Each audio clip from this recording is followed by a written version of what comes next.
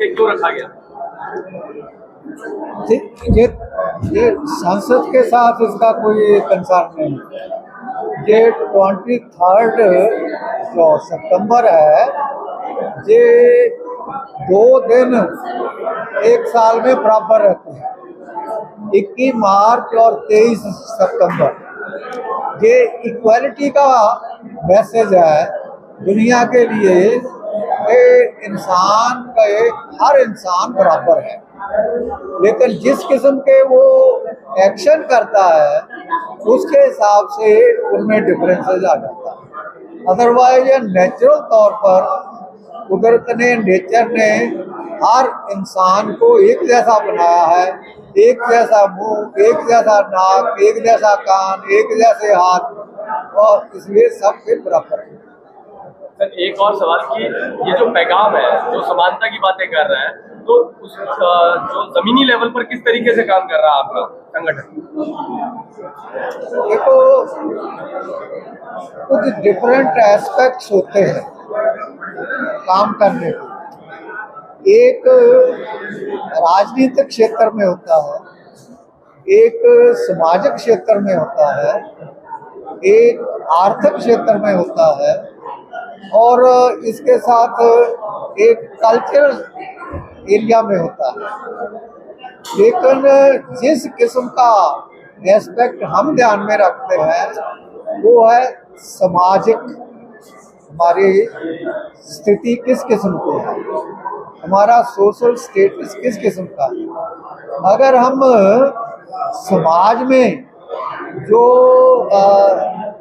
Inequality develop हुई है उसको कंट्रोल करने में सक्षम हो जाएंगे तो बाकी सब किस्म की जो इनक्वालिटी है वो ट्रांसफॉर्म हो जाएगी। वही मेरा सवाल है कि आप जो इक्वालिटी की बात कर रहे हैं, बराबरी की, समानता की, तो वो किस तरीके से समानता आएगी? पहला हमारी सोच में चेंज आएगी। What we perceive, that we conceive, and what we conceive, that we achieve. इसलिए पहले हमारी परसेप्शन ठीक होनी चाहिए, फिर परसेप्शन ठीक होने के साथ हमारे कंसेप्ट क्लियर होने चाहिए। जब हमारे कंसेप्ट पर ठीक हो जाएंगे फिर हमारी अचीवमेंट ठीक हो। इसलिए जो आप बात करते हैं वो अचीवमेंट की है, प्राप्त क्या करना है, वो प्राप्त करने के लिए हमारे जो आज कंसेप्ट बने हुए डिफरेंट किस्म के, मैंने राजनीतिक एरिया में काम करना है, मैंने समाज में एरिया में काम करना है, मैंने आर्थिक एरिया में काम करना है, मैंने बड़ा काम करना है, मैंने छोटा काम करना है। काम कोई बड़ा छोटा नहीं होता है, लेकिन ये बड़ी छोटी हमारी सोच होती है। हमने अपनी सोच को डेवलप करना है, और सोच को डेवलप करने के लिए हमें कहाँ जाना है, कहाँ नहीं जाना, उसके बारे में जानकारी देनी, और कहाँ लोगों के साथ हम मेलजोल डेवलप करना है और किन लोगों के साथ हमने अपना मेलजोल घटाना है। वही मैं जानना चाह रहा था आपसे कि जमीनी स्तर पर किस तरीके से आप लोगों को जागरूक कर रहे हैं। पहली चीज है वह आप जागना। अगर हम आप सोए हुए हैं और दूसरे लोगों को जगा रहे हैं, इसको सपना कहते हैं, इसको बड़बड़ाना कहते हैं। जो सोया हुआ आदमी बड़बड़ाता है ना, कुछ कहता है, ठीक है ना, वो सपना देख रहा है, हकीकत नहीं। हम हकीकत जो हमारे सामने है, सामने क्या हो रहा है, प्रत्यक्ष क्या है और हिडन क्या है, उन दोनों को समझने की, जानने की हमारे अंदर समर्था होनी चाहिए। वो समर्था हम क्या करते हैं और क्या कहते हैं, उनमें अपने डिफरेंस को नैरो डाउन करना पड़ेगा। जीवन में कहनी और करनी में डिफरेंस जो है उसको जितना मिनिमाइज कर देंगे उतना ही हम रियलिटी के पास पहुंच सकते हैं। जल्दी साहब, ऐसा नहीं लग रहा बहुजन समाज हमारा सो रहा। जिस तरह से 2000 मेरे क्या नाम, जब काशीराम जी थे उस टाइम जब प्रचार करते थे, बहुजन समाज बहुत जागरूक लगता था। आज की डेट में ऐसा नहीं लग रहा जैसे अरे क्या नाम दूसरी तरफ जा रहा है बहुजन समाज। जागृत होना और जागृत लगना इंटायरली दो सेपरेट चीजें हैं। क्योंकि हमारा जैसा कांशीराम जी के समय में जो कार्य चल रहा था, क्योंकि उस समय किनके द्वारा काम चालू किया गया, सबसे पहले एजुकेटेड एम्प्लॉइज को लिया गया। एजुकेटेड एम्प्लॉइज से के सामने एक मुद्दा रखा हुआ कि हमने सिविल सर्विस कंडक्ट रूल की 4 दीवारी के अंदर काम करना है। क्योंकि सिविल सर्विस कंडक्ट रूल की 4 दीवारी के अंदर जो काम करने वाले लोग हैं वो ना तो एजुकेशनल वर्क कर सकते हैं और ना पॉलिटिकल कार्य कर सकते हैं, और उनको उनके हिस्से कार्य है सोशल कार्य, और सोशल अवेकनिंग देनी होती है। सोशल अवेकनिंग अगर हम देना सीख गए तो उधर, क्योंकि हमने ये देखना है कि बीज बोना है। बीज बोने से पहले धरती तो ठीक होनी चाहिए। अगर धरती बंजर है, रेतीली है, उपजाऊ नहीं है, उधर बीज भी बो दोगे, उधर पानी भी दे दोगे तो होना कुछ नहीं। और फिर इसके साथ साथ बीज भी स्ट्रॉन्ग होना चाहिए। अगर बीज ही कमा है फिर भी कुछ नहीं होने वाला। जिस तरह से बहुजन समाज पढ़ा लिखा सारी क्षेत्रों में आज की डेट में आगे है, समाज को एक जगह एकजुट करने के लिए पढ़े लिखे लोगों से बहुजन समाज के लोगों को क्या संदेश देंगे? पढ़ा लिखना होना और शिक्षित होना दो इंटायरली सेपरेट चीजें हैं। पढ़ा लिखना होना सिर्फ क्वालिफिकेशन ले लेनी, डिग्रियां ले लेनी, वहां तक सीमित है, लेकिन शिक्षित होना इससे बहुत आगे की बात है। वहाँ हमने सोशल फील्ड में जाना होता है, दूसरे लोगों का हमारे साथ बर्ताव किस किस्म का है वो जानना होता है, और कहाँ हमने बोलना है, कहाँ केवल सुनना है, ये जो बड़ी इम्पोर्टेंट चीज है। और जितना बोलना है उससे कम डबल सुनना है, क्योंकि नेचर का असूल है।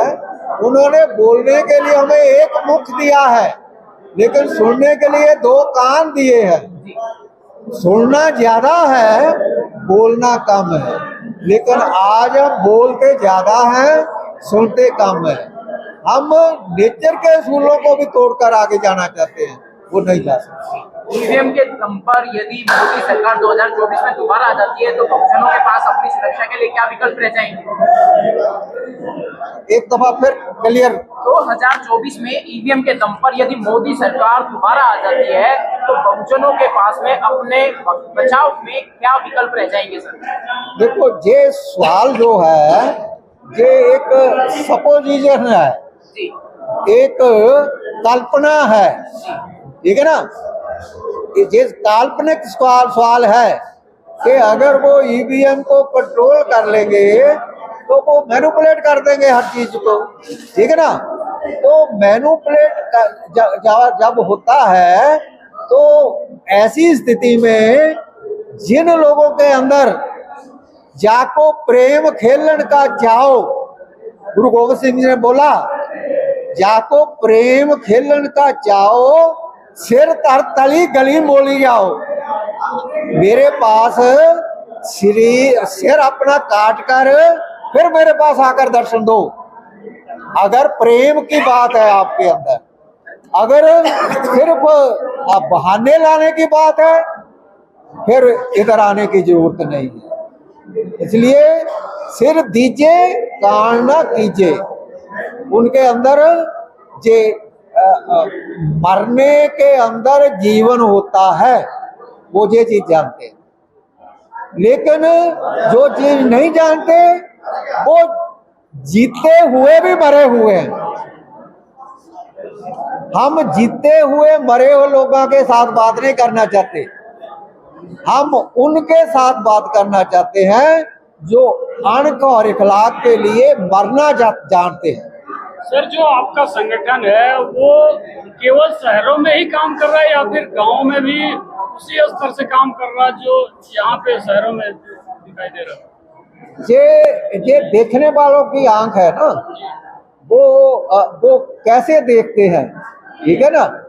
ये पैगाम है, पैगाम संस्था ये 2008 में बनाई गई। 2008 से पहले हमारी बहुत सी संस्थाएं थी। पहले वामसो के माध्यम से काम कर रहे थे, DS4 के माध्यम से काम कर रहे थे, और फिर DS4 बहुत सी बन गई, वामसो बहुत सी बन गई। लेकिन जब 2002 में मैं रिटायर हो गया, मैं मुलाजिम नहीं रहा, तो तब मैं वामसो नहीं चला सकता था, वामसो का सदस्य भी नहीं बन सकता था। इसलिए मैंने वो मुलाजमों को दे दी वामसो। शेषराज सिंह पवार और मूलचंद जी अभी थोड़े दिन हुए एक्सपायर हुए, उनके सुपुर्द कर दी, अभी आपने काम करना है। और मैं उनका काम देखता रहा और उनको बताता रहा, ये ऐसा नहीं करना चाहिए, ऐसा करना चाहिए। तो इसका मतलब ये मान लिया जाए कि ये गांव और शहर दोनों में बराबर काम कर रहा है, बहुत मजबूती से काम कर रहा है ये संगठन। गाँव, शहर और घर ये काम करता है, हर जगह काम करता है। आखिरी मैसेज आप सभी बहुजनों को क्या देना चाहेंगे? बहुजनों को मेरा मैसेज है कि बाबा साहब डॉक्टर अंबेडकर ने, महात्मा फूले ने जो संदेश दिया है वो लिखकर हमारे पास रख गए, वो जुबानी का नहीं है।